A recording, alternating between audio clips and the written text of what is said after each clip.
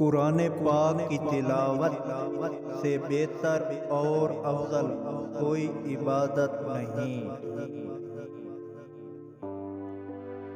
صبر کرنے والے ہمیشہ کامیاب رہتے ہیں، بس تو بھی صبر کر۔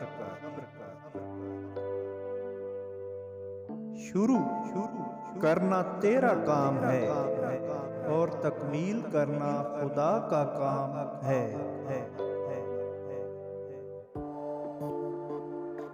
عالم با عمل نائب خدا ہے،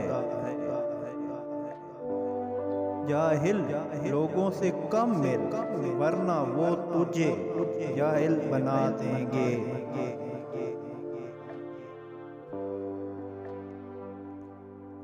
حاجت مندوں کی مدد کرنے والا اللہ کا دوست ہے۔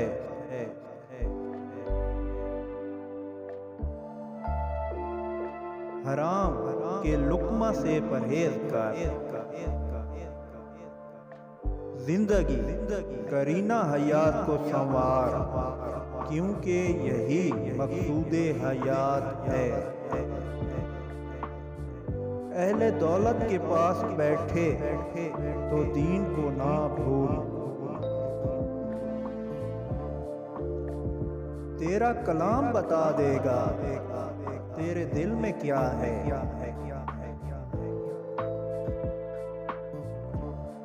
مصیبت کو پوشیدہ رکھنا جواں مردی ہے۔